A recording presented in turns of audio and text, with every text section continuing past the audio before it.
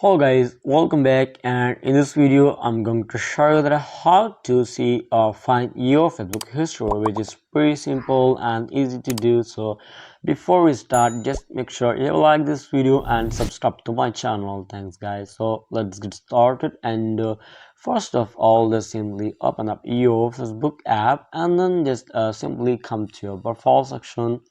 In your profile section, just simply tap at these two dots, and that's where you can easily find the option of activity log. Just simply tap at activity log. So here you get the option of activity history, which you can see over there. Just simply tap on it like that, and here it will show all of the history of your Facebook profile. Here you can also set the filters.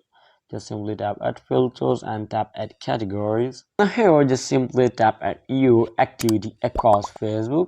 Here you can search for comments and reactions and posts which I've seen, are like messages which you have done, groups which you have visited, reels which you have watched, or like pages which you have visited, or whatever. And here you can also like search for other categories. Simply like here you can find the history. You can delete it by tapping on these two dots and like that, and tap at hide from profile, so it will not show in your profile history.